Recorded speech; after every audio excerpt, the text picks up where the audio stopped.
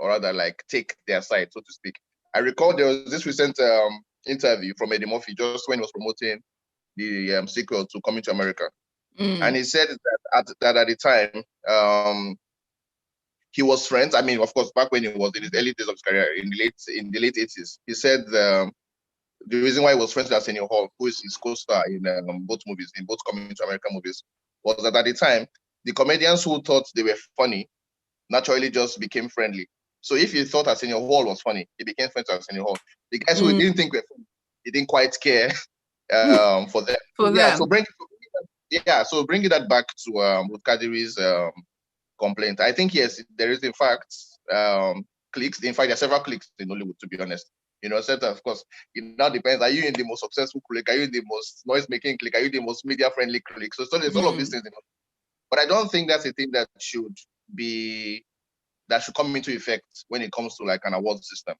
But we have to also respect that I don't think that the Echo whatever awards, I don't think it's what's the word? It hasn't gotten to the state where it is, I guess, the biggest award. I think the two biggest awards in the movie industry are the NBC and the AMAs. So this is like I think it's an award to just pretty much pat each other on the back, to be honest. And for me, I feel Ruth, I kind of understand it. Even if it's not a very serious award, at least to my mind, people like her will be unhappy because it's like you get an award, and then I don't get an award. It just feels like, why am I the only person who's not getting this? So yeah, she might be right. I do not know if she's correct about the whole clique between Moabudu and the rest of them that she mentioned. But I think that yeah, that's maybe if something like was being done, she should get something. I remember when I saw there was Ajayi Lycett who got an award, Joker Silva and a bunch of others, and I felt it was only for people of that, I guess, age bracket or that like amount of experience. And then I saw, oh, there are younger artists who also got an award. I think Sharon Oja got an award. I think Dakore got an award. Okay, she's probably old as well. Who else? There's somebody else. Yeah, a bunch of young people also got awards. So I feel like, yeah, Ruth has a right, frankly, to say, how about me? And if I don't get it, maybe I have to work harder. Maybe I have to join the like. I'm not sure what her conclusions are, but I think she certainly has the right to say that, you know what, I feel snubbed by these guys. And if this is the reason, maybe something should change. I mean, even in the US, for all of his success, The Weeknd complained when the Grammy snubbed him at the last ceremony. So I think it's human nature that, yeah, you feel like if your colleagues are getting something and you feel like you've done as much as they have, maybe you should get something. So I totally sympathize with that position. James, for this very peculiar situation, in my mind, I'm thinking since it's an award that, to quote Oris, if it's an award that's pretty much a kind of recognition or a pat on the back, then at least a nomination would have been nice, or a nomination nod would have been nice. But James, what are your thoughts? Yeah, but so first of all, I'm that guy who always say that nobody as a talent, regardless of what field you're playing, should not let any award, whoever, wherever, to validate your worth as an artist or as a talent. That's number one for me. Yes, awards are good. However, don't let that become the validation of your worth and your talent. Now, having that at the back of my mind, I'll come back to say that this is an award show and they cannot recognize everybody. They cannot award everybody. I understand how she feels, the fact that maybe, why was this person awarded? I mean, what has this person done? And X, Y, Z. But I also say that you should not say in the course of trying to maybe push for your own, for yourself, or maybe, wanting to sell yourself. Don't undermine or do not, sort of, how do I put it, make other people's efforts or people that have been awarded, don't make their own efforts seem watery. All right. So it's okay. I mean, but then again, don't forget that this is, I don't know, how many times have they done this award? I mean, this is probably this is the very first edition. The first one might be the second one. I'm not sure. But if you don't get it this year, perhaps next year you have to keep working, and next year you'll be recognized. Because see, this thing can really, really demoralize. This thing can be very, very, because I read and I could feel the emotion, I could feel the pain in her statement, or in that thing that she wrote on her Instagram. But I don't think you should worry so much like that. Yes, there are cliques. Even Ruth herself has her own clique, you know. But a lot of times when we say clique in this business, does not really mean that there's a clique that decides who they want to recognize. Because every clique, hey, my clique might even be stronger than yours, but we are not the ones posting the event.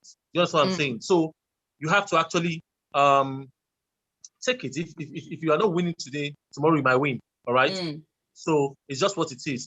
I feel sorry for her, but it's not even that serious. So don't be so broken and feel like, oh, these people did not recognize you or whatever. Maybe next year they recognize you. And like we said, we still have AMVCA, we still have all those other awards that even are more even recognized than this particular one.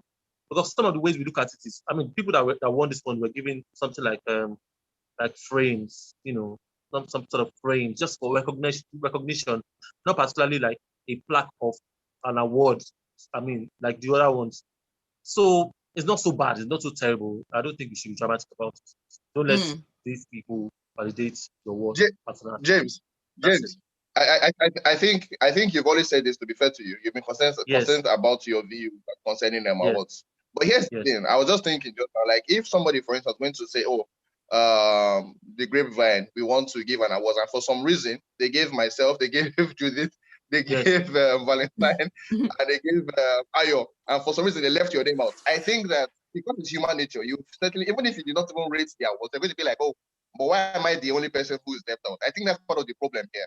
That people just feel like, I understand. Their lives is like, but everybody else is getting, people that are older than people that have done more than people that I'm less than.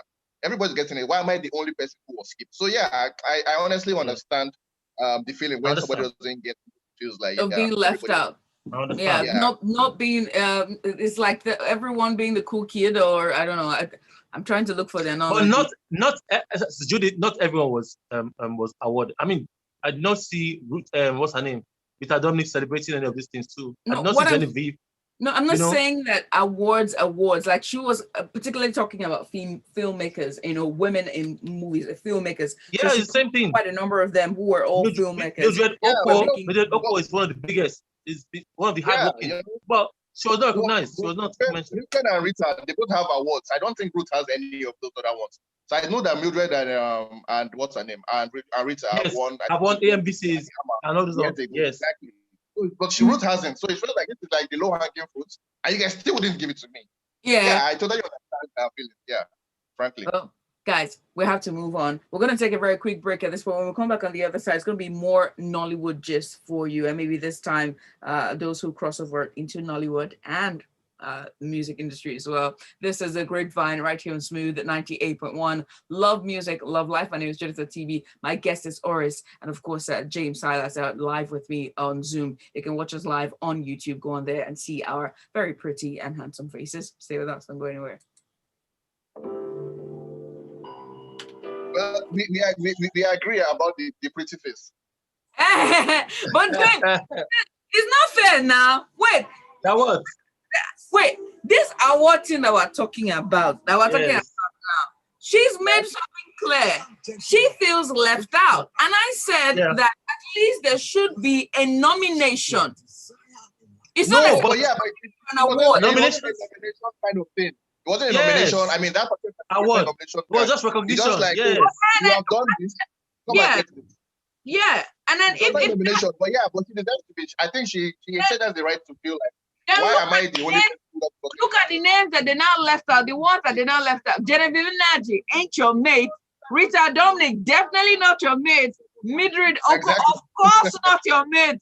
I mean, what kind of award do you want to give these people? So I mean, she's like, look at the rest and look at the people you snubbed. And to me, I'd be like, well, I'm among the schools of Genevieve and the rest. Yeah. Yes, no. No, I totally That's what I'm saying. You cannot shame me. But again, I feel her pain. At least give her an invite next time. Let her go there and sit down with them and just drink wine and be merry. Oris, have you seen any of her movies? Have you seen any of her movies? Can you really rate her as a filmmaker? No.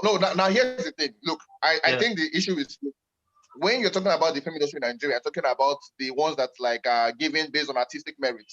You're talking about, like I said earlier, really about the AMAs, the African Movie Academy stuff. Yes. AMVC is more like the celebrity, more like the people who are popular.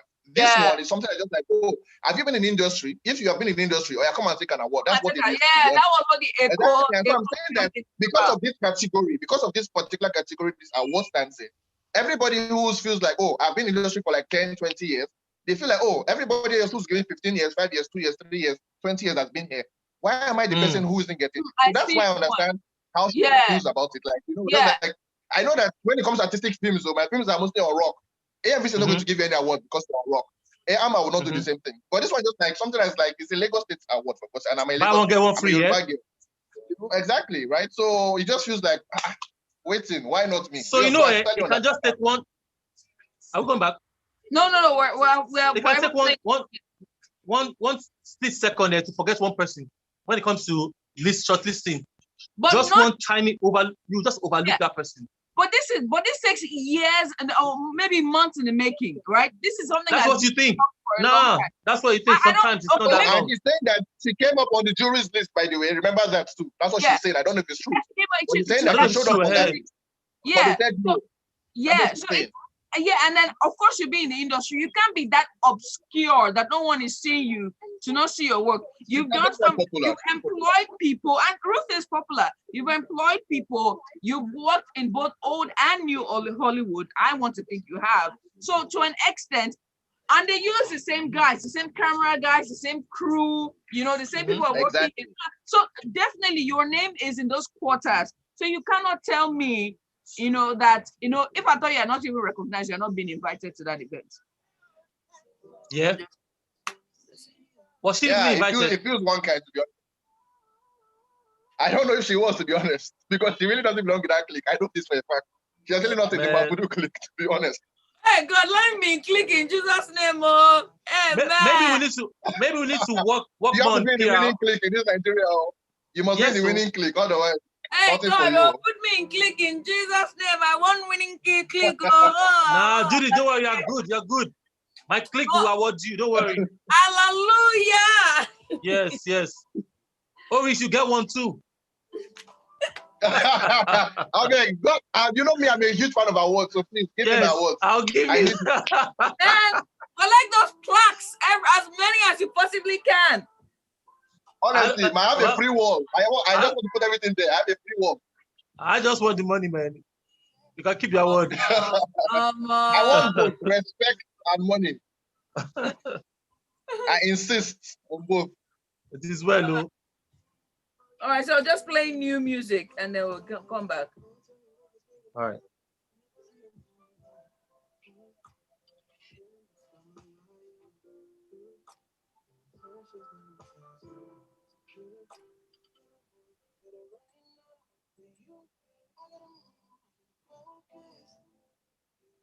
Seen the fire, seen the light.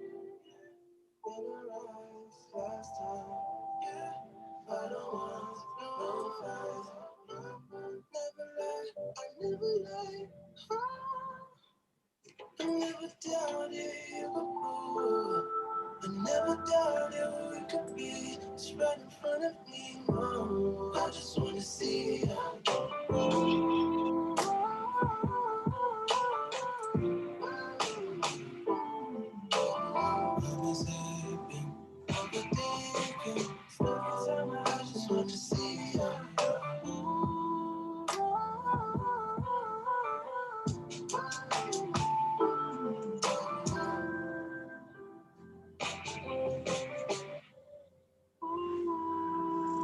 Oh, this song is dull. What's in this up like this?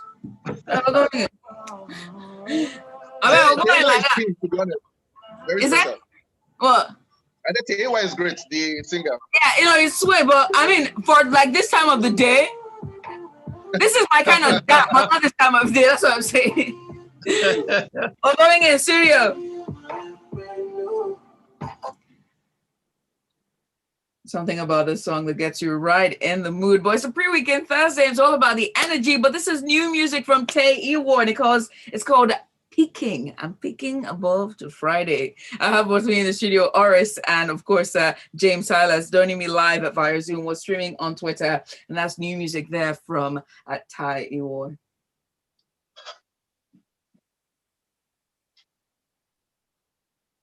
And that's to end the show. There's some new music there for you. But hey, welcome back. This is Grapevine. Let's start things off and go back into some entertainment gist. You can be part of the show. Send me a WhatsApp message to 0809-444-0981. We're streaming live on YouTube. Go and check us out there. Check out for our YouTube channel. It's Smooth at 98.1 FM. Okay, let's go on, guys.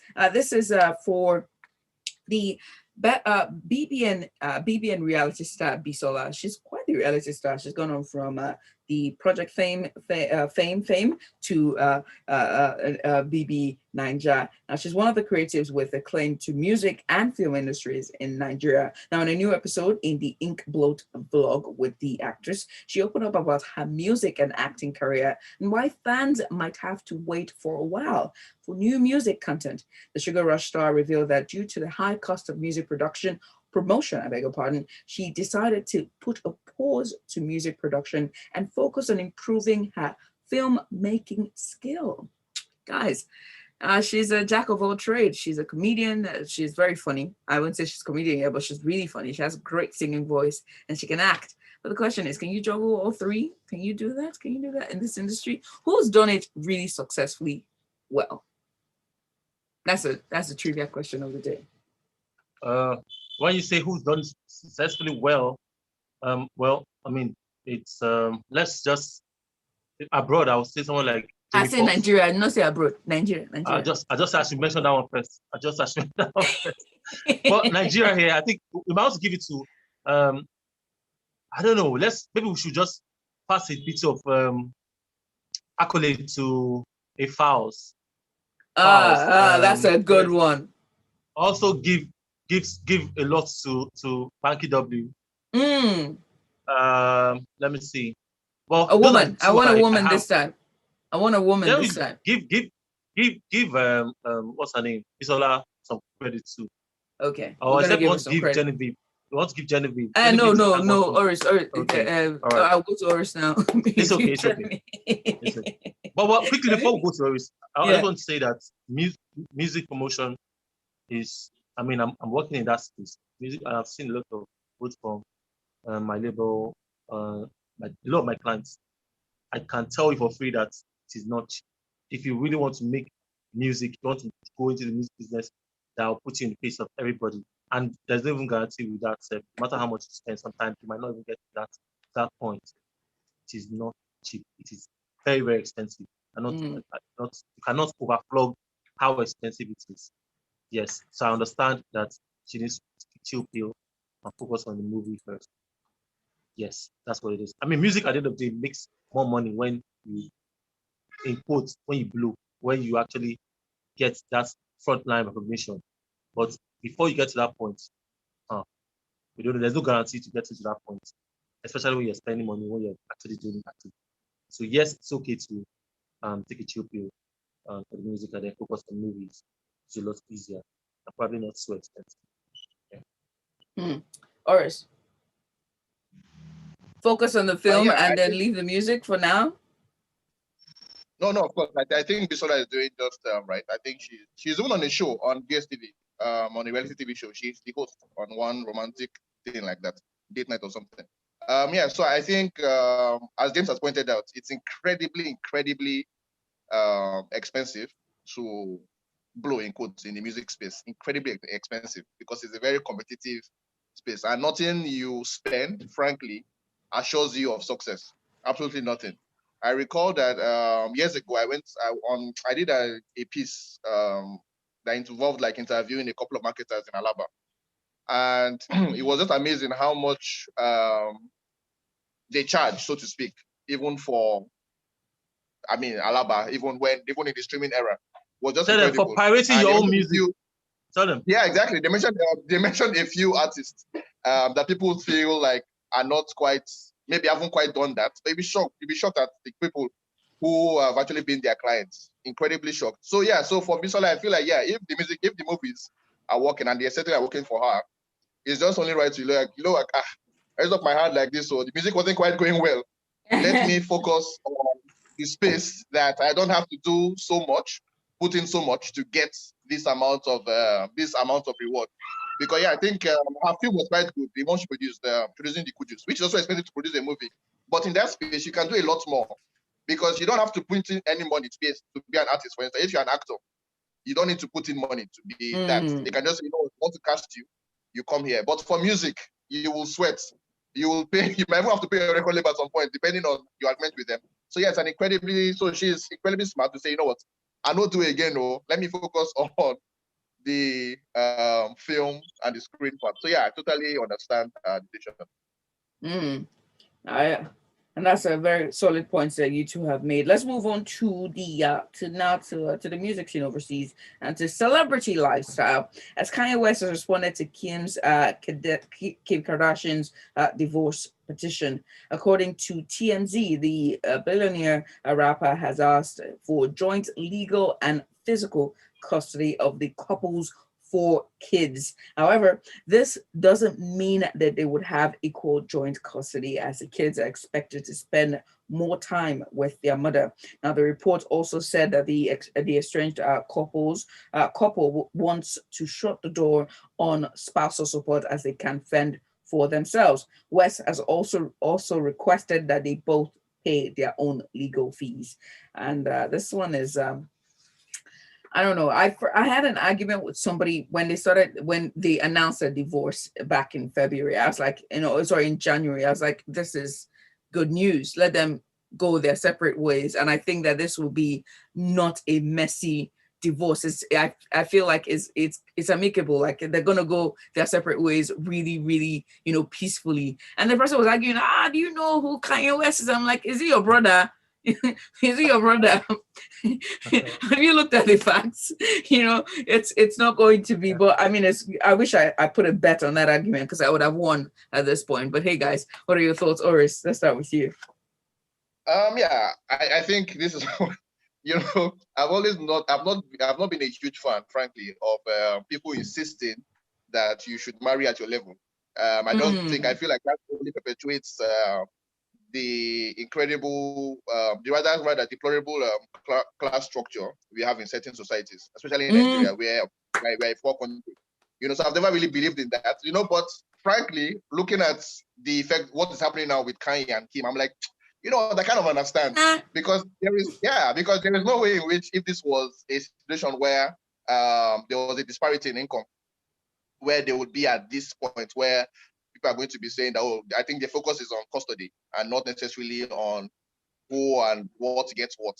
So I think that's a great space to be in. Like, I'm a billionaire, you are a billionaire, or like you are near billionaire. So when we are separating, it's like we are going to be discussing about the kids as opposed to such, I guess, issues like finances. So yeah, so if this is how it worked, I think, it's not terrible. But frankly, I think that Kanye needs a wife, or at least a girlfriend, and I'm a big fan of the man. So I kind of feel a bit like, I'm not quite happy about the divorce, to be honest. Because like I said, I feel like Kanye just needs somebody. After all the dragging and the embarrassment on a worldwide level. Like I said, look, this is the effects artists have on us. If you love them, you just be like, you know what? He did not kill anybody, right? So I feel like, I beg, please. I like this guy. I feel like someone like him needs a female force somewhere in his life. His mother has passed, so I think he needs a female force. And now that he's divorced, I feel like I just hope that, I guess he gets somebody. I'm just a fan, sadly. So and this is just kind of what I feel about him as a person and what I have so much to say, but we'll continue this gist later. Me and you, Oris. Oh, hey, James, your thoughts? Yeah, in addition to what Oris has said, I also believe that Kanye, everything is looking or going so smoothly, because Kanye has also grown, or he has matured beyond what he used to be. Yes, these are 2 millionaires, however I look at it, 2 people who are good financially on their own. So it's a common or a level ground for both of them. So custody, of course, is expected if you follow the Kardashian, how they ran the family over the years. You know that they are family people, and you can also trust that, because I don't think I don't see any big deal for Kim having most of the, for the children staying with Kim, because you agree that these people, they will take, as a man, you just see that so long as the children are fine, you can tell that the children will be fine with him and the other, and the rest of the family. So Kanye, I don't think he will have a problem with dealing with the kids. And then if they don't have any personal beef, like real beef or hatred between themselves, I want to understand. I mean, I want to guess why this divorce thing is happening at this point in time. I mean, over the years, we know the embarrassment, we know how the things that Kanye have been through, and how Kanye can just flip from nowhere and just pull up something, and the Kardashians will have to manage that situation. So we can understand that this thing was going to get to this point. But and look, we have to give them kudos. They tried. They tried. I mean, this is how many years? Kim has not. This is record breaking for Kim. You know, no disrespect. You know, and they have 4 children. Come on. So they tried. Same thing I said. I mean, the best we can do is just, wish them all the best. Wish them all the best. Kanye needs a woman who can ground him. Kanye needs to take care of himself. That's all he needs. If you have Kris Jenner as your mother, if you have Kris Jenner as your mother-in-law, you should be grounded. I'm sorry. If you have Kris Jenner and there's your mother-in-law.